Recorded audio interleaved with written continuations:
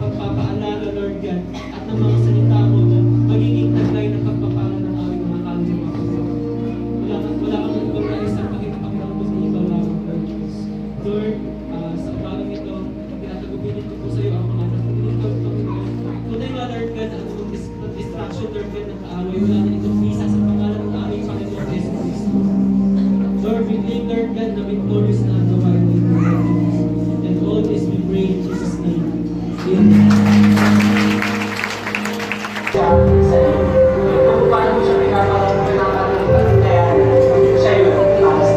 God is my praise and my portion.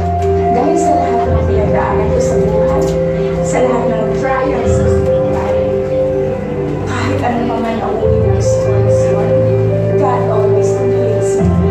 God loves me and He gives me incomplete. He completes me when I feel incomplete.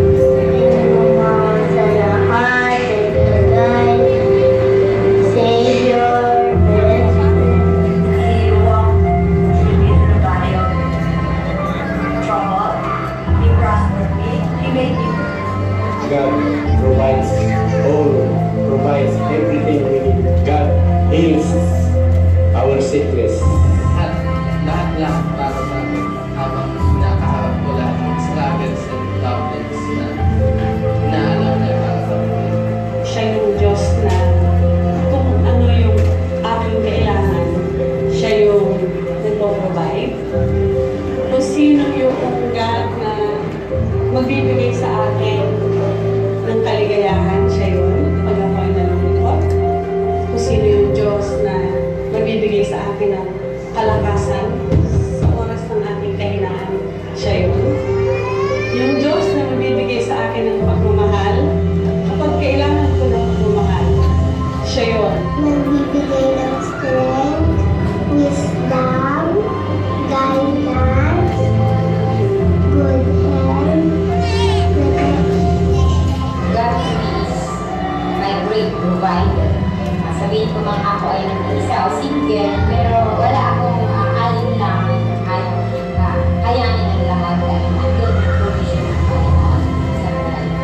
Simula nang makilala ko ang Panginoon, lahat ng pangailangan namin tinutugon niya ng aking pamilya. Totoo pala ang ating Panginoon, napakadakila niya. At sa lahat ng bagay, on time siya sa mga pangailangan natin, tinutugon niya. Hindi siya nagkukulang. He provides all the things and everything, and He made me full. God for me is my great harapan na sa akin, papurihan at pasalamatan. Para meron ako ay dahil sa kanyang galing. Without love, we are nothing. Because without God, we are nothing. Ang Panginoon natin isang tunay. Kung wala siya sa buhay natin lahat, wala rin tayo malilito. Siya yung nakakaalam ng maliit sa mundo. Siya yung nakakaalam kung ano yung purpose ko dito sa mundo. Siya yung motor ng buhay ko. Siya yung lahat para sa akin. Hindi tayo sa mundo to para tumayin siya pasalamatan. Dahil siya ang ating pinaglilingkuran mula sa God is my Savior because by His blood I am living. I cannot live without Him. Lagi akong ginagawa ni Lord sa mga mapunta. Hindi niya ako yung iniiwanan niya. Lagi niya ako iningatan. Sabi niya sa Joshua 1:9. Lagi niya ako sinasamahan sa mga ako makapagpagpag. Isa akong estudyante, tapos lagi lang malayo ako sa family ko. Wala naman ako ibang inaasahan kundi siya. Tapos yun, lahat nasolve ko ang problem ko dahil sa akin. He saved me from death, not only physically but spiritually. He opens a new way for enlightenment. Since nagkakot ako sa church. For me, God is my spirit. Embrace niya na nagkakalakas sa akin. Ano lang ang pagsulong niya yung sa buhay ko, ano ang pagmulakas sa buhay ko. Patuloy pa rin ako pinakalas. At lahat ng mga hinihingin ko sa Kanya, ay tinutugon niya. Palagi ko sa Kanya sa Panginoon. Walang mayabing sa kaibigan. At ang parang Kristo ay talaga sa great Father God. Wala akong may ilakaw. Wala akong sa akin, wala akong sa Panginoon.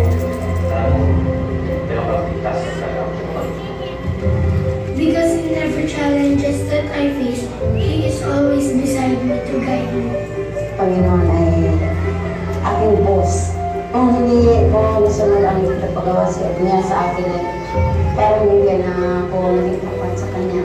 Mula po sa pagkabata ko, ngayon siya po yung patuloy na gumagawa. Mula bata ako hanggang sa magkaroon ako ng asawa, hindi ko naramdaman yung pagmamahal. Ngayon na nakilala ko siya, talagang tunay na naramdaman ko yung pagmamahal at kung paano umibig at magmahal sa ibang tao. God is my friend.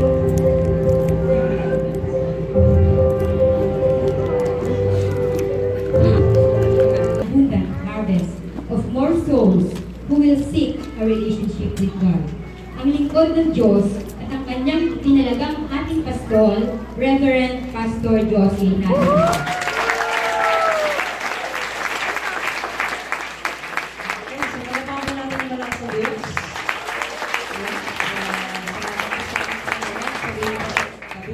Happy anniversary. Sino pang masaya? 24 years na po tayo. Amen. Parang di masaya. Sino pang masaya? 24 years na po tayo. Amen. At next year ay silver anniversary na po natin. Amen po ba? Mas dapat excited po tayo. Amen? Amen. Sige po, ininikot tayo po tayo tumayo. You crown the year with a bountiful harvest. Even the hard pathways overflow with abundance. Korona ng masaganang ani sa buong taon ang iyong inilagay.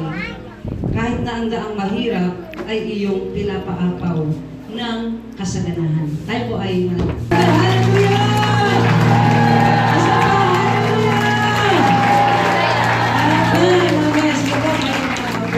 Ang gana yung church po natin. Amen, dalaga na. Next year, magdadalaga pa. Ayun. At ang inyong pastor, dalaga din. At diba? Masaya. Sino ba masaya? Amen. So, ibig sabihin, habang tumatagal po yung gawain ng Diyos sa church dito, patuloy po na naranasan po natin yung lalong mas patinding kabutihan po ng ating Panginoon. Amen. Mas napapatunayan po natin na ang Diyos po natin talagang matinding Diyos na hangang ibigay lahat ng ating pangailangan. So yung Diyos, kumbaga, walang imposible sa ating pong Panginoon. Amin po ba? At ngayong taon po na ito, ang ating pong team, yung tinatawag na bountiful, sabi po natin, bountiful. Kaya ang ating pong team, bountiful harvest. So, pag sinabi po natin bountiful, hindi lang po nakafocus sa soul winning. Pero part po yun. Amin po ba? At umpisan po natin na sa buhay po natin. Kaya ang sentro po ng sermon po natin ay patungkol po sa buhay natin. Kasi bago po magkaroon ng tinatawag na bountiful harvest, pagdating sa mga souls, dapat maging sa personal life po natin, maranasan po natin yung tinatawag na bountiful life. Amen po ba? Unang-una sa personal life po natin. Kaya mag-focus po muna tayo sa buhay po natin. Bago po talaga maranasan natin, kung naranasan na po natin yung tinatawag na pag-ani ng mga kaluluwa, pero nais ng Diyos na yung bountiful life maranasan po ng bawat isa po sa atin. Ano po ba? Kaya yun po yung focus po ng ating pong mensahe sa umaga po ito, yung bountiful life. Amen. Sino po dito meron ko tawag na bountiful life? Hello? Amen. Sino po dito yung naranasan yung bountiful life? Okay. Sino naman po dito naranasan niya na po yung nag-harvest na siya? Bountiful harvest. Amen? At sa pag-harvest po natin, mag-harvest ka lang pag may itinanim ka. Yun po yung konsepto sa Bible. Meron kang aanihin, mag-isa atin, di ba? Hindi ka pwedeng umani pag hindi ka nagtanim. Tama? Hindi ka po pwedeng mag-expect na aani ka ng palay sa anihan kung wala ka namang itinanim. Pero kapag alam mong may itinanim ka, mag-expect ka na sa darating na anihan, meron kang aanihin. Bakit? Nagtanim ka. Amen po. So, ano man po yung mga bagay na itinatanim po natin, sabi na in due time, sa tamang panahon, aalihin at aalihin po natin yung mga bagay na itinanim po natin. Amen. Kaya yung iba nagugulat, oh, bakit nangyari sa akin to? Bakit may dumating na pagpapala?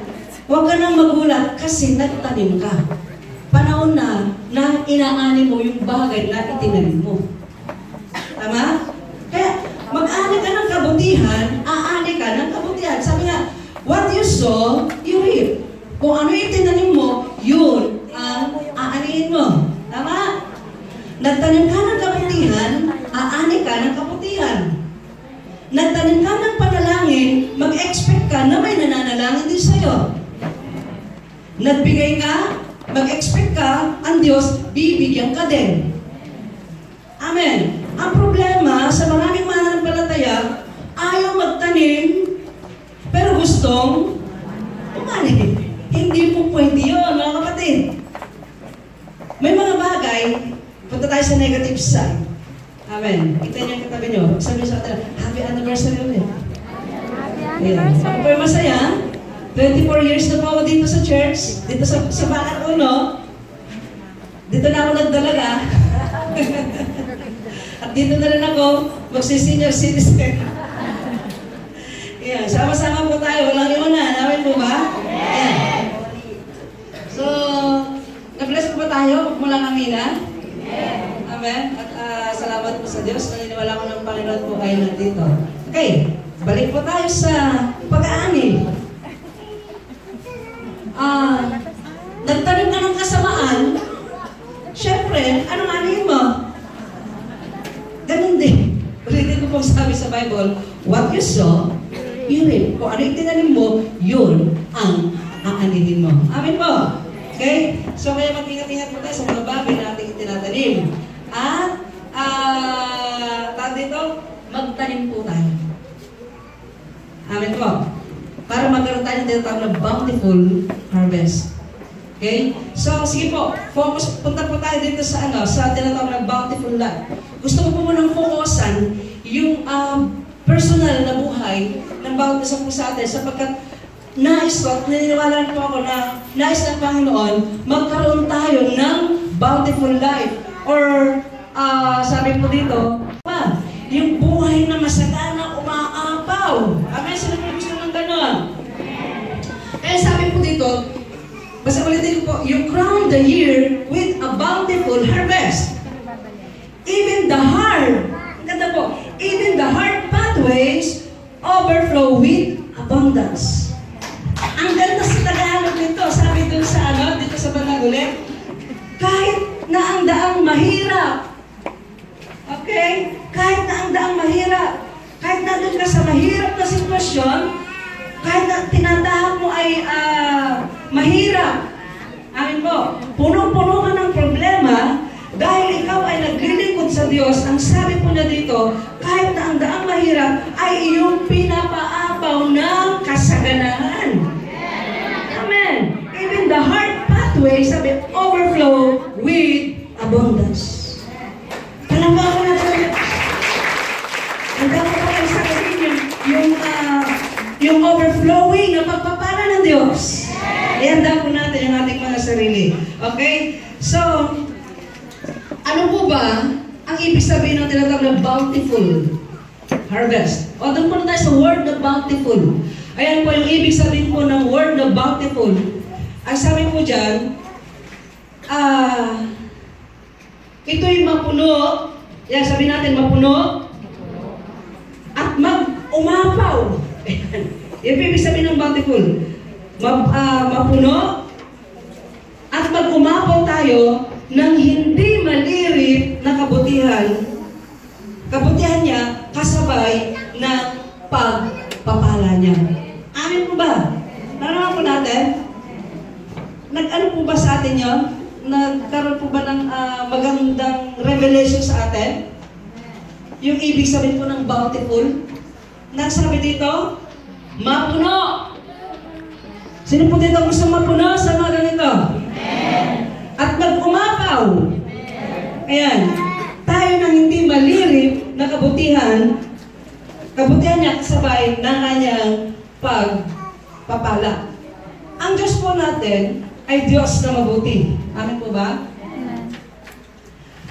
Lahat ng ginagawa niya, tandaan po natin yan, lahat ng ginagawa ng Diyos ay para sa lalong ikabubuti ng mga naglilingkod sa Kanya. Amen. Sa lalong ikabubuti po natin. Kaya, wag po nating pagdudahan. Kahit natin tayo sa tinatawag na mahirap na sitwasyon, naniniwala po ako na nandun po yung tinatawag na pagpapala ng Diyos. Okay? Kahit nandun ka sa mahirap na sitwasyon ngayon, kahit ano man yung kalalagayan mo ngayon, huwag mong pagdudahan ng Diyos, nandyan yung pagpapala niya. Amen. Isaiah chapter 48, verse 17 and 18. Ang sabi po dyan, ganito ang sabi ng banal ng Israel, ng Panginoon mo sa iyo'y tumubos. Ako ay si Yahweh na iyong Diyos. Tuturuan kita para ka umunlad. Umamin naman kayo. Sabi ng Panginoon, tuturuan kita. So, dito po, gusto ng Panginoon umunlad ang lahat. Magkaroon tayo ng bountiful life. Okay? Tuturuan kita para ka umunlad. Ito pa, papatnubayan kita saan ka man pumunta. Verse 18. Ito yung kondisyon. Kung sinusunod mo lang ang mga utos ko, pagpapala sana'y dadaloy sa iyo. Parang ilog na di natutuyo ang agos. Tagumpay mo sana ay sunod-sunod. Parang ako lang ang nabibigla sa Biblia. Ulitin ko po, tagumpay mo sana ay sunod-sunod. Parang dating ng alon sa dalampasigan. Magandang verse na yan. I-claim natin yan. At po pwedeng mangyari yan. Na ang sabi, pagpapala ay dadaloy sa iyo. Lord, ayun ay pagpapala. Dinadaloy na tayo. Amin po ba? At, ang sabi ko dito, yung nakakita na kayo ng ilog, na hindi natutuyo, yan. Ganun yung nais na mangyari ng Panginoon sa atin. Bountiful life. Ibig sabihin, yung pagpapala niya, hindi tumitigil. Dire-diretso. Hindi ka natutuyuan. Sino dito natutuyuan? Parang ilog, natutuyuan. Amen? Hindi ganun yung nais ng Panginoon. Hindi ganun yung bountiful life. Pag meron tayong bountiful life, sabi dito, yung pagpapala niya, lagi natin yung mararanasan. At, eto pa, tagumpay niya ay sunod-sunod. Sino po dito? Yung laging nagtatagumpay. Sino dito? Yung laging hindi nagtatagumpay. Kung noong nakaraang taon, hindi ka nagtatagumpay, ibahin mo na ngayon. Sabi nga ng nakaraang message, magkaroon na tayo ng tinatawag na supernatural turnaround. Kung naman, Lord, lagi akong bigo. Lord, this year, 2019, hindi na ako papayag. Nagbigo pa rin ako. Gusto ko nang mabago yung buhay ko. Gusto ko nang mabaliktad yung buhay ko. Gusto ko naman, Lord, ng tagumpay. Ayoko na ng Lord ng kabiguan. Ayoko na ng Lord ng kinakapos ako. Ayoko na, Lord, ng natutuyuan ako. Gusto ko, Lord, umaamo yung pagpapala mo. Gusto ko, Lord, magtagumpay ako sa lahat ng aspect ng buhay ko. Dapat gano'n. Expect natin na ganyan. Amin po ba? Kahit, Lord, nandun ako sa tinatawag na mahirap na daan. Mararanasan ko pa rin, Lord, yung tagumpay, yung pagpapala ng Panginoon. Amen! Sapagkat yun yung kalooban ng ating Panginoon. At eto pa po, 3 John chapter 1, verse 2.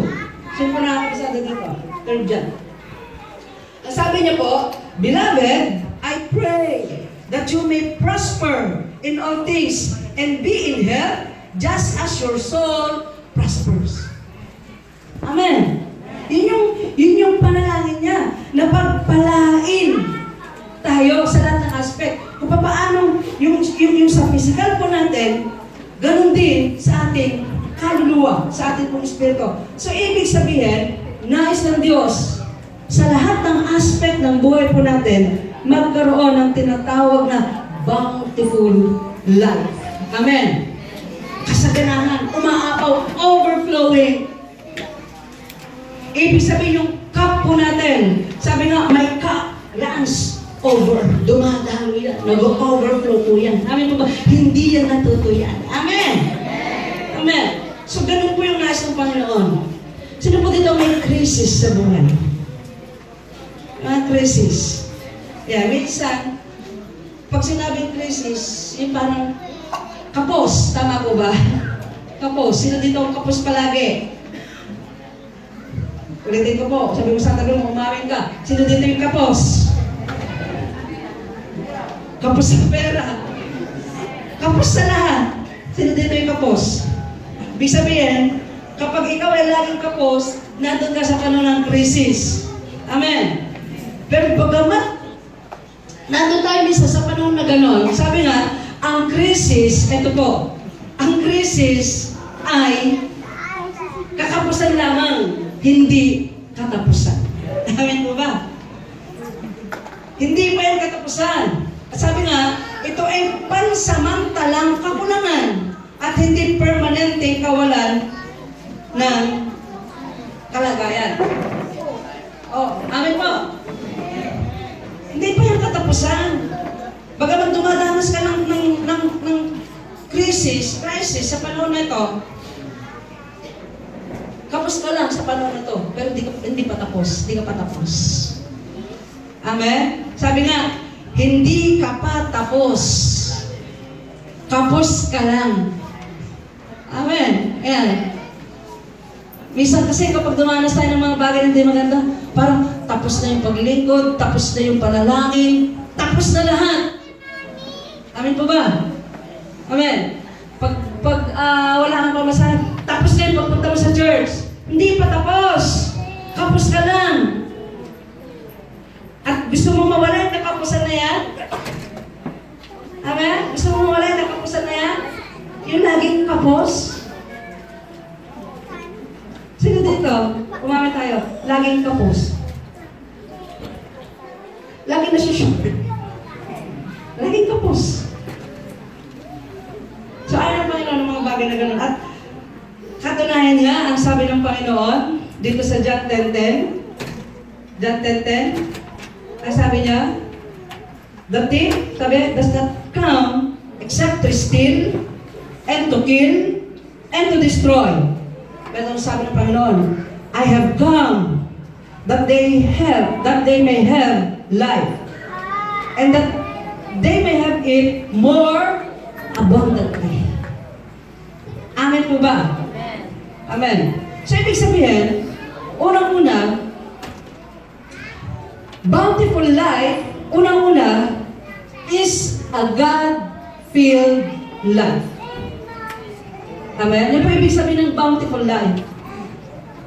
Sapagkat, ang sabi sa binasa po natin, naparito siya upang ang kanyang mga tupa ay magkaroon ng masaganang buhay. Bountiful life. Amen po? So, bountiful life is a God-filled life. Yan po yung ibig sabihin po. Isang buhay na puno at umaapaw saan? Guys. Isang buhay na puno at umaapaw na presensya ng Diyos. God-filled life. Isa po yan sa ibig sabihin ng bountiful life. Buhay na puno ng presensya ng ating pong Panginoon. At kapag ang isang tao, hindi siya puno ng presensya ng Diyos, makita mo yung kanyang spiritual life, napaka-dry. Amen? Wala siyang gana pagdating sa spiritual life. Umatend na, pipilitin mo pa. Umatend na ng prayer works, nako, pipilitin mo pa. Hello? Amen? Konting bagay lang. Hindi lang napagbigyan ng kanyang cell leader, magtatampo lang. Hindi lang niya nakuha yung gusto niya, magtatampo na. Hindi na siya atin. Eh, sinong tinanong mo? Sino ang nawalan? Amen? Pero pag puno tayo ng presensya ng Diyos at meron tayong tinatawag na God-filled life, harangan ka man ng sibat, harangan ka man ng 7 demonyo, tutuloy ka para maglingkod sa Panginoon. Tagtarin ka man ng iba't ibang pagsubok sa buhay, hindi man maganda ang sitwasyon mo dahil puno-puno ka ng presensya ng Diyos, puno-puno ka ng kapangyarihan at ng Espiritu ng Panginoon, hindi ka papipigil. Hindi ka papipigil. At kapag meron tayong tinatawag na God-filled life, wow! Meron ka na tinatawag na bountiful life. Amen. Pangalawa. Masaya po ba tayo? At ito pa, bago pa pangalawa. Iba po yung buhay na may presensya ng Diyos. Tandaan natin yan. Ibang-iba yung Kristiyano. Ibang-iba yung kanyang buhay kapag puno siya ng presensya ng Panginoon. Ito po, ito siya. Hindi siya puno ng pagsisimba, kundi siya ay punong-puno ng pagsamba sa Diyos. Amen? Hindi siya puno ng relihiyon. Amen? Hindi siya puno ng relihiyon, kundi meron siyang tamang relasyon sa Diyos. Amen po ba? Tama ang kanyang relasyon sa Panginoon. Sabi nga, ang buhay, ito po, ang buhay ay hindi buhay kapag wala ang Diyos na buhay sa kanyang buhay. Kaya puro buhay. Ulitin ko po, magrema po ito sa atin. Ang buhay ay hindi buhay. Tama ba? Ang buhay ay hindi buhay kapag wala ang Diyos na buhay sa kanyang buhay. Pero kapag ang buhay na Diyos ay nasa buhay natin, buhay na buhay kang Kristiyano. Kapag ang Diyos na buhay ay nasa buhay po natin, pagdating sa paglilingkod, pagdating sa pagsamba sa Panginoon, alive na alive po yan. Hindi yan papipigil. At nandun po yung kanyang kagalangan na maglingkod sa Diyos. Kaya yung mga pinapanahanan ng Diyos na buhay, pumalakpak ng may buhay. Amen. Yung kanyang mga tupa ng oso, yun, nilabanan yun, nagtagumpay siya doon. Ano pa? Leon. Yan. Napagtagumpayan niya yun. Leon. At huli na pagtagumpayan niya, sino? Si Goliath. Yan. Napagtagumpayan niya yun. Sapagkat sabi, sa buhay natin, habang tayo naglilingkod sa Diyos, may mga leon. Tama? Sa paglilingkod mo sa Panginoon, may mga oso. Sa paglilingkod natin sa Panginoon, may mga Goliath sa buhay mo natin. Amen. Sino dito may Goliath sa kanyang buhay? Wala kayong Goliath? Pastor, asawa ko Goliath ng buhay ko. Pastor, yung anak ko ay yung napakalaking Goliath ng buhay ko. Yan. Sino at ano ang mga Goliath ng inyong buhay? Ngayon, pag hindi nyo napagtagumpayan, yung mga Goliath ng inyong buhay, hindi kayo magtatagumpay. Si David, napakalaki ng gulayan ngayon, pero nagtagumpay siya. Tinalo niya yung gulayan na yun. Bakit? Bakit? Kasi kasama niya ang Diyos. Nasa Kanya ang kapangyarihan ng Panginoon. Nasa Kanya yung presensya ng ating pong Panginoon. Kaya nagtagumpay siya. Kahit gaano kalaki yung gulayan na yan, wala nang mas lalaki pa sa Diyos ni David. Kahit gaano kalakas yung gulayan na yan, wala nang mas lalakas pa sa Diyos ni David. At yung Diyos ni David, yun din po yung Diyos ng bawat isa po sa atin. Amen po ba? Kaya yung mga gulayat na yan ang buhay natin. Ano ba yung gulayat ng buhay mo? Kahit gaano kalakas yan, kahit gaano kalaki yan, mas malaki ang Diyos na pinaglilingkuran po natin. At kaya